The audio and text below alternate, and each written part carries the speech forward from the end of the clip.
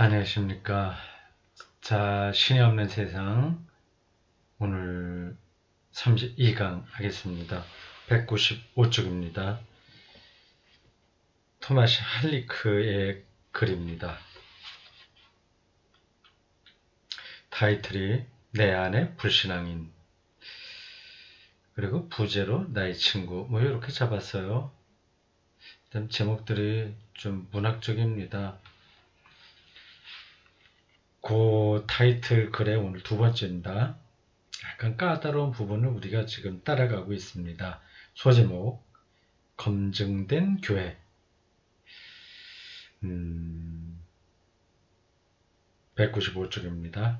유럽 그리스도교의 마지막 위대한 선물은 개혁 공유회인 2차 바티칸 공유회였다. 1560년대의 초중반에 열린 로마 가톨릭 교회의 공유회입니다. 컨실이라고 하죠. 카운실, 컨실, 콘칠, 독일어로 그렇게 하는데, 전 세계의 주교들이 모여서 가장 그 권위 있게 어떤 걸 결정하는 회의입니다. 한두 달 가는 게 아니라 몇 년씩도 열려요. 그걸 높이 평가하고 있습니다. 그때 좋은 그 개혁적인 그 결정들이 많이 있었어요. 로마 가톨릭 교회만이 아니라 우리 개신교회하고도 좀 간접적으로 연결이 되죠. 우리 개신교회에 대한 입장이 이제 좀 좋은 쪽으로 이제 달라졌으니까요. 그 전만 하더라도 개신교회를 좀 인정하지 않는 그런 경향이 강했는데, 요때를 기점으로 해서 갈라진 형제로 본 거예요. 형제로 좋은 거예요. 그 외에도 가톨릭 교회의 좋은 점들을 그때 많이 개혁적으로 만들었습니다. 미사를 자국어로 한다거나 등등입니다. 어떤 면에서 이것은 유럽 그리스도교가 닫혀있는 상태에서 죽었다가 진정으로 세계적인 그리스도교로 다시 태어나며 자신을 스스로 넘어선 순간이었다. 제가 그 2차 바티칸 공유회가 어떤 영향력을 발휘했고 어떤 좀 좋다 그런 정도로만 알지, 거기서 나온 문헌을 제가 읽어보지 못했습니다. 한번 그 개신교 목사니까 가톨릭 그걸 그런 것까지 다 찾아가면서 공부하기는 힘들죠. 그래도 전문적인 제가 교수로 살았다면 그런 걸 찾아봤을 겁니다. 목회자로 살았으니 그럴 여유가 없죠. 칼 라너는 이 진보를 초기 그리스도교가 유다교 분파이기를 그만두고 그리스 철학과 로마 문명이라는 고대 세계에 발을 들여놓은 역사적 변혁에 견주었다. 와, 그렇게까지예요?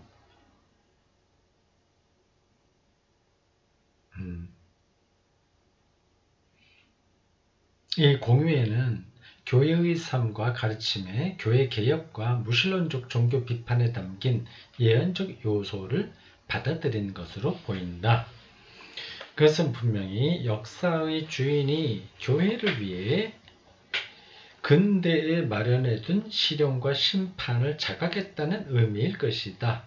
무신론적 비판은 역사의 주인이신 하나님이 그리스도교를 위해서 오히려 준비해둔 거다. 심판과 시련이다.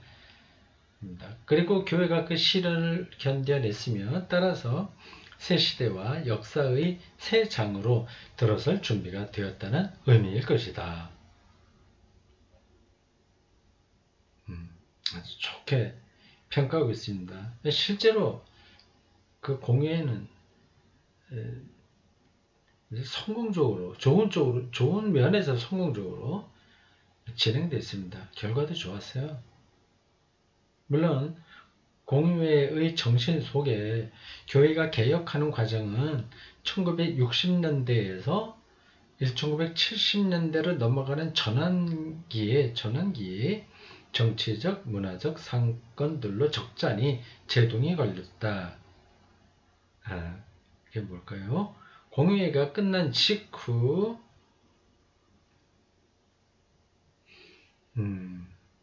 서구 전반에서 1968년에 문화혁명이 시작되었는데 20세기의 정신적 분위기를 가장 근본적으로 바꿔놓은 혁명이었다.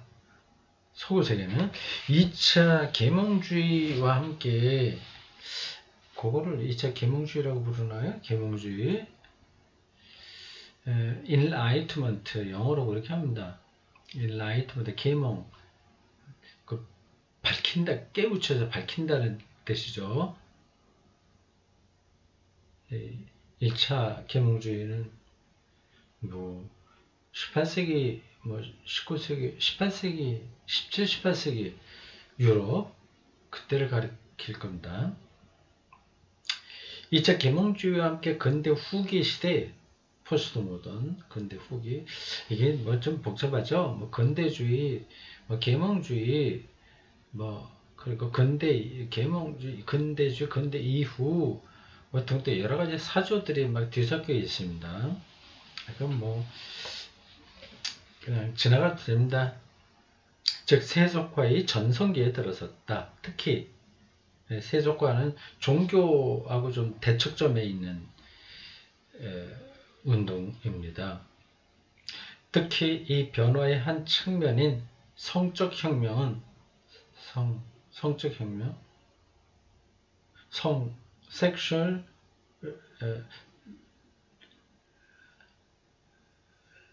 성의 혁명, 섹슈얼 리벨레이션,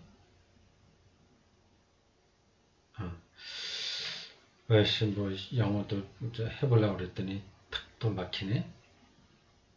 그 혁명은 교회 환경을 극도로 당황하게 만들었다. 그게 어떻게 일어나는지는 제가 지금 잘 모르겠습니다. 뭐 좀 엄격주의, 엄숙주의, 성 문제에서 엄숙주의에 떨어져 있다가 그게 이제 자유주의, 성자유주의 그걸로 나왔다는 거겠죠. 그래서 뭐 혼전 관계 이런 것도 이제는 그 이전에는 타부시였는데 그 이후로는 괜찮아지고 이혼 같은 것도 뭐 좀 많이 받아들여지는 경향이 있고 등등 여러 가지 이 세속화가 물밀듯이 밀어닥쳐서 교회가 당황했다고 하는 겁니다. 1970년대에는 이런 발전에 대한 반작용으로서 신보수주의와 종교적 근본주의가 생겨났다.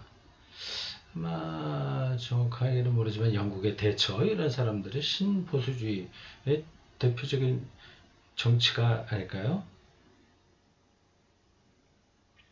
이런 발전은 종교계를 움직였다. 지금껏 종교가 맡아온 사회적 역할, 정치와 종교의 관계를 변화시켰고 또한 어떤 면에서는 개별 종교들의 성격도 바꿔놓았다. 결국에는 이 변화들이 가톨릭 교회에도 영향을 미쳤다. 앞서 보았듯이 종교는 1970년대 이후 정치 영역으로 복귀했지만 이게 뭘 얘기할까? 정치 영역으로 복귀했다는 게요. 정치 영역에 많이 적극적으로 소리를 냈다는 얘기인가? 뭐 유럽에는 정치 신학 좀 있긴 있었습니다. 그리고 라틴 아메리카 쪽에는 가톨릭을 중심으로 정치적인 목소리를 낸 신학사조가 해방신학이죠. 우리나라로 하면 뭐 민중신학이나 도시산업 선교 뭐 이런 것들이 정치적인 소리를 낸 거로 볼 수 있긴 합니다. 복귀했지만 그 모습은 근본적으로 달라졌다. 이것은 특히 이슬람에 해당되는데 그리스도교에도 마찬가지다. 그리스도교의 여러 집단들이 분명 성적 혁명에 대한 반작용으로 그리스도교를 임신 중절의 범죄화, 임신 중절, 피임하고는 다른 거지. 임신 중절, 임신하고 있는데 그거를 제거하는 거니까 그건 범죄이다. 그리스도교가 그걸 강조했고, 동성관계 거부, 동성애 문제, 인공 피임 거부에 찬성하고 젠더 연구에 반대하는 정치 운동으로 바꿔놓았다. 굉장히 보수적인 대로 흘렀어요. 맞습니다. 한국 가톨릭교회도 70년대까지 이런 게 굉장히 강했습니다. 그래서 가톨릭 신자들이 이혼 못했어요.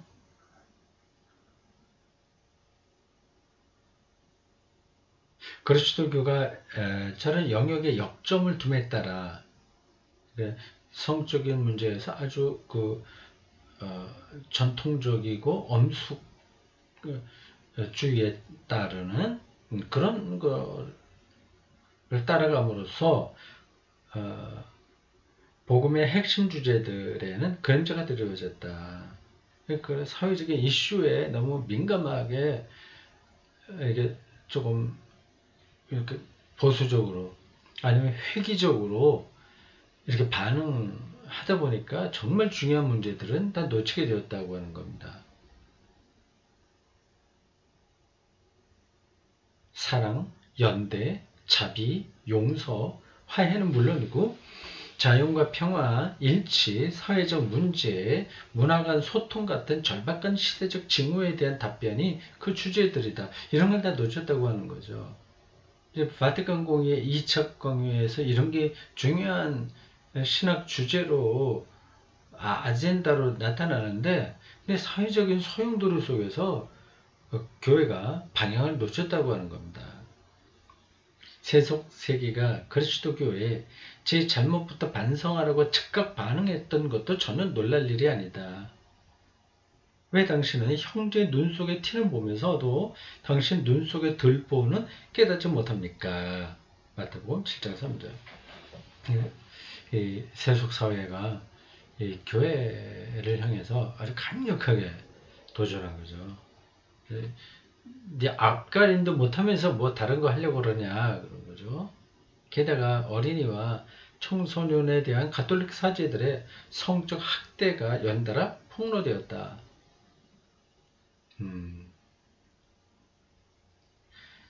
프란치스코 교황이 용기를 내어 도덕 문제의 한 부분에 뉴스가 지나치게 집중되는 현상을 신경증적 발음이 그러네요. 신경증적 우리말로 어색해서 그런가 보네. 신경증적인 강박 상태라고 지적한 후에야 교회의 신뢰성을 현저히 손상시킨 추문 보도의 쓰나미가 가라앉았다. 그러니까 어린이와 청소년에 대한 사제들의 성적 학대가 이게 그 사건이 분명히 있죠. 근데 그거를 선정적으로 보도한 거죠. 그럼 책임자는 그만 책임을 그렇게 지도록 하는 잘못한 거 그만한 대가를 받고 책임을 지는 거 그렇게 하면 모르는데 이 가톨릭을 전체 싸잡아서 부도덕한 집단으로 몰아가려는 그 선정적 보도 있었다고 하는 거죠. 그것에 대해서 프란치스코 교황이 그걸 한번 짚었다고 하네요. 뭐 이건 잘 모르겠습니다. 언제 어떻게 진행된 건지요. 그래서 고비를 넘겼다 그 얘기군요. 이게 이제 검증된 교회라고 하는 소제목에 붙어 있는 내용입니다. 그러니까 교회가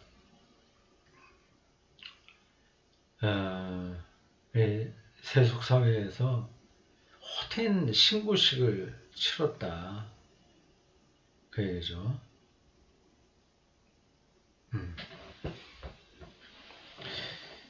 자, 그 다음 두 번째 소제목, 하느님과 싸우는 이야기 하고서 부제로 욥입니다.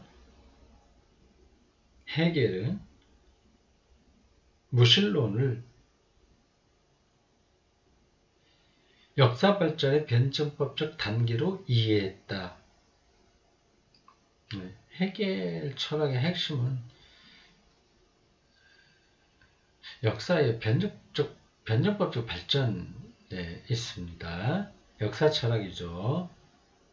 그 말은 좀 어렵긴 한데 변증법적이라고 하는 게 보통 이제 정반합 이 얘기거든요. 테이즈가 이렇게 쭉 내려오고 거기에 대한 안티테이즈가 나온 다음에 그게 새로운 쪽으로 지향된다, 종합된다, 합의된다, 쥔테이즈가 돼요. 그럼 그게 다시 정설로 자리를 잡아요. 이게 테이즈입니다. 그럼 또 이제 안티테이즈가 나오고 이렇게 계속해서 이렇게 발전돼서 절대정신이 지배하는 때까지 이른다. 그 절대정신이 기독교적으로 얘기하면 예수의 재림, 세상의 완성이라고 할 수 있죠.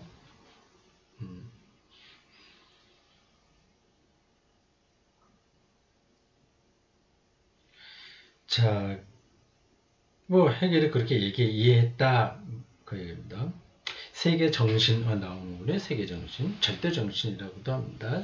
웰트가이스트, 세계 정신. 즉 역사를 관통하고 있는 인류는 그 순간을 통과하고 그 역사적 경험을 통합하고 극복해야 된다. 라는 무신론 중에는 세계의 비극에 대한 고통의 표현인 정직한 무신론이 있다고 말했고, 이 세계 비극을 보니까 이건 하나님이 계실 수가 없어. 이게 아주 정직하고 아주 진실한 그러한 무신론이죠. 그게 있다고 말했고, 또한 그렇게 쓰기도 했다. 타오르는 불길 같은 이러한 영적 체험은 호교론적 논증들을 퍼부어 끌 게 아니라 호교론적 논증, 기독교를 막 감정 옳다는 거를 막 여러 가지 논리로 내세워서 말하면서 무신론을 깔아 뭉개는 거 이렇게 하지 말고 그걸 안고 통합해야 한다. 우리는 성금요일이 예수 십자가 달린 사건을 가리킵니다. 복음 사건에서 중요한 순간이긴 하지만 모든 것을 종교라는 최후의 순간은 아님을 보여줘야 된다. 이 성금요일이라고 하는 말은 억울한 죽음을 얘기합니다. 무죄한 자, 죄가 없는 자의 죽음이라는 이 현실, 세계 현실, 이거 앞에서 괴로워하는 사람들이 있는데 그들을 무조건 기독교 적인 그 관점으로 호교론적으로 자기 방어적인 기독교가 하나님 뭐 전능하셔 뭐 완성하셔 이런 식으로 막 공격해서 무시할 게 아니라 이제 끌어안아야 된다.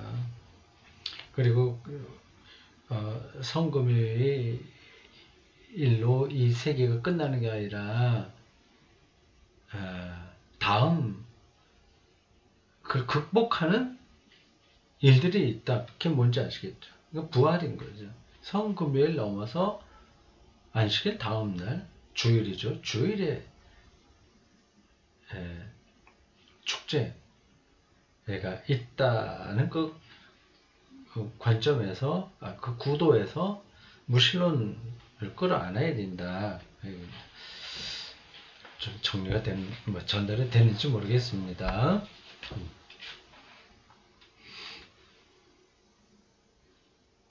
우리는 반드시 의식해야 한다. 많은 사람에게 그들의 개인적 역사에서 개인이 살아온 삶의 과정의 역사예요.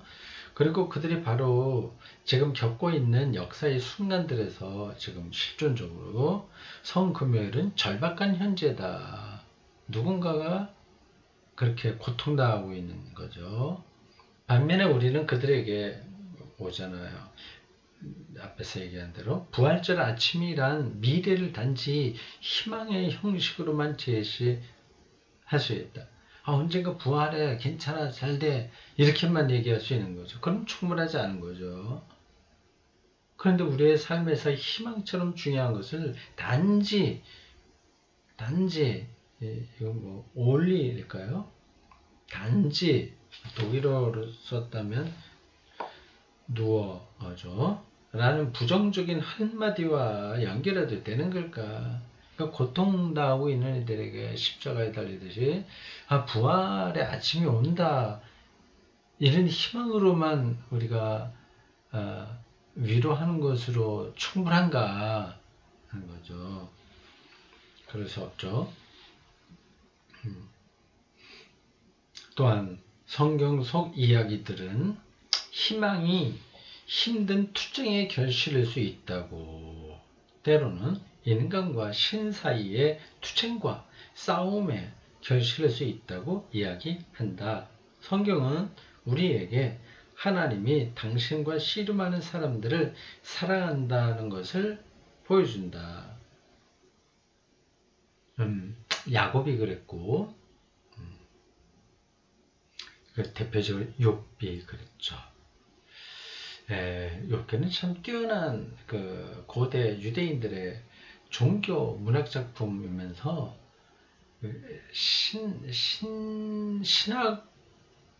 신학으로서도 아주 뛰어난 거라고 할 수 있습니다.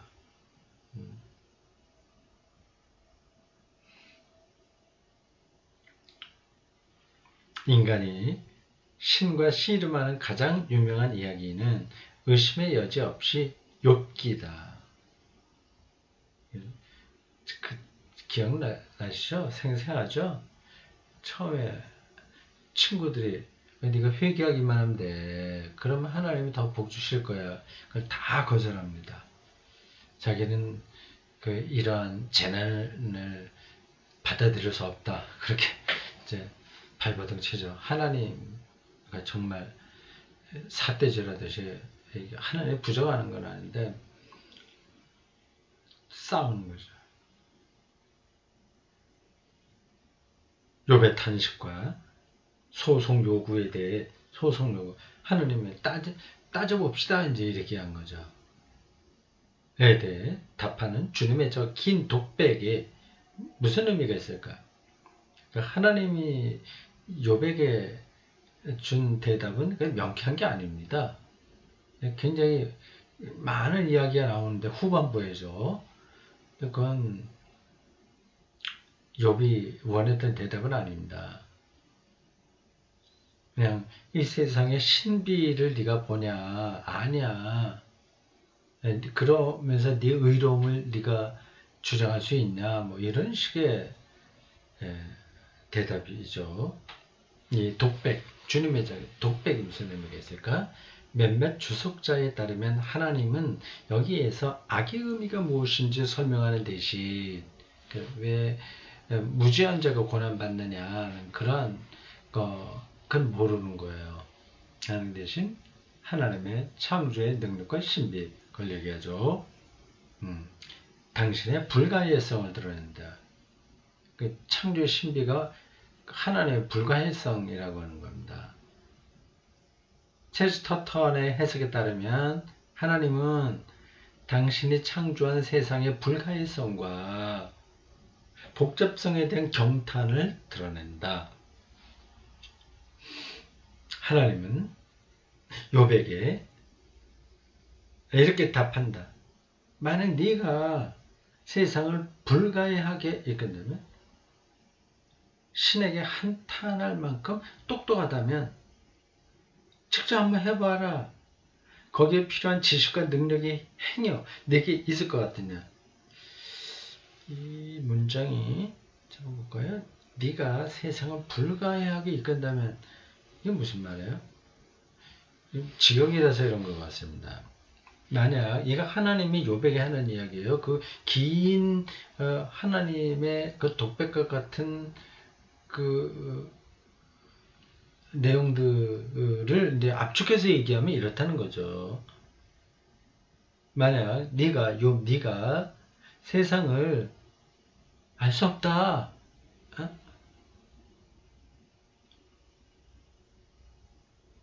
그건 아닌데.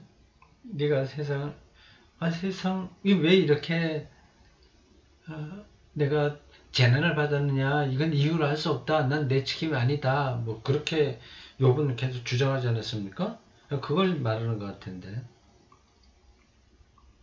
근데 하나님도 불가의 해석을 얘기하잖아요. 이게 조금 이게 막 엉클어지네요. 그냥 지나갑시다. 무슨 말인지는 대충 우리가 알긴 하겠습니다. 근데 욥이 계속 똑똑한 척 하긴 했거든요. 계속해서. 친구들을 이제 물리친 건 물론이고 하나님 향해서도 왜 이러냐 따지고 들었거든요.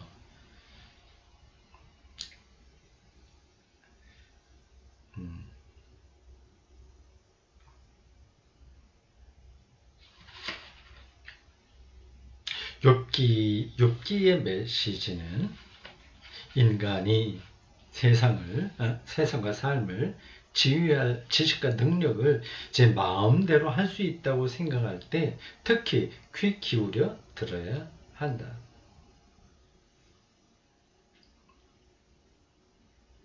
고통의 무신론과 더불어 또 다른 유형의 무신론은 자만의 무신론이다. 고통의 무신론, 이거는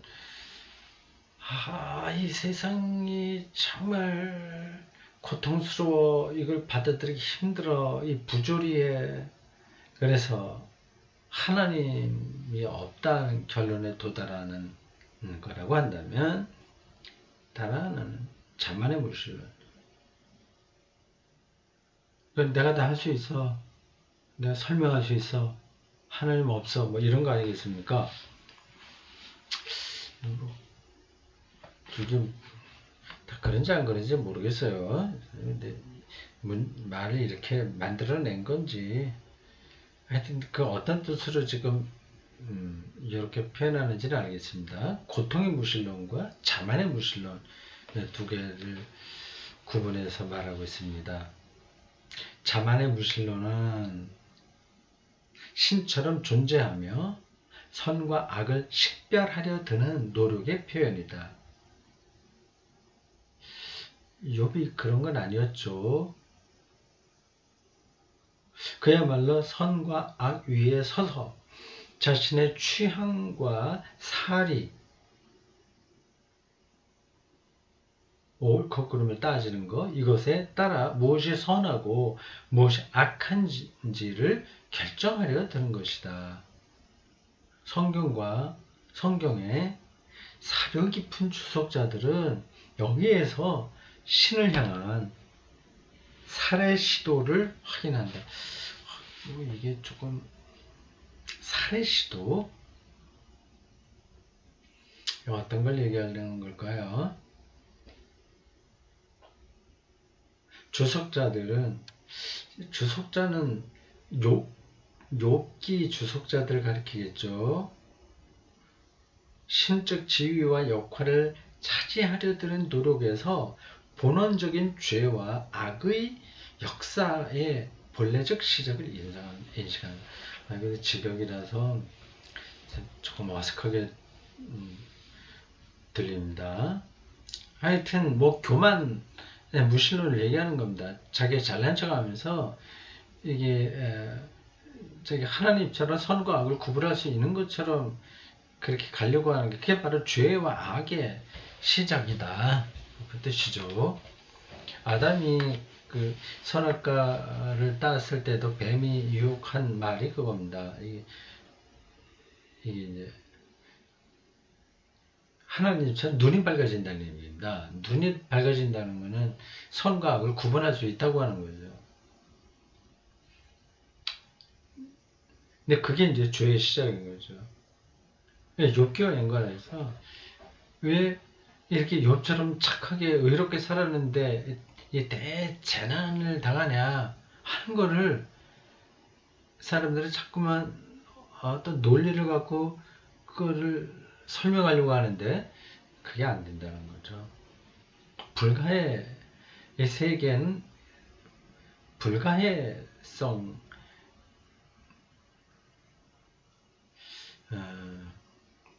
그 안에 있다. 그 불가해성은 우리에게 익숙한 말로 하면 이제 신비라고 하는 겁니다. 조금 표현이 애매해서 여기서 시간을 많이 끌었습니다. 빨리 요거 이제 거의 요 단락 끝나니까 읽겠습니다. 인간은 신을 직접 체험하는 낙원에서 추방되었다. 신처럼 존재하려 하는 시도와 함께 인간의 전행과 무책임을 곧 인간의 죄를 보여주는 자의적 행위를 자꾸 승인받으려 하는 시도와 함께 하느님이 숨어있는 시간도 시작되었다. 이게 굉장히 그 표현이 수사적이네. 맞나? 그들의 눈이 열렸다. 그러나 그들은 하나님이 아니라 자신의 벌거벗은 몸, 다치기 십상인 몸만 보게 되었다. 앞에서 얘기하면서 그를 선악과 먹은 이야기하고 연관시켰잖아요. 흐름이 그렇게 간 거예요. 요 저자 할리크도 그렇게 지금 같은 흐름에서 얘기를 하고 있습니다. 저하고 좀 흐름이 좀 일치가 된다 그 얘기입니다. 하나님처럼 본다. 눈이 열리기를 바래서 그 욕망으로 갔는데 결국은 실제로 볼 수 있는 게 아니라 자기가 벌거벗은 몸만 봤다. 죄의 출발이다. 얘기입니다. 그러니까 뭐를 선과 악을 자기가 구분하려고 하는 것, 이게 사실은 죄죠. 그래서 불교에서는 분별심을 없애라. 그렇게 이야기합니다.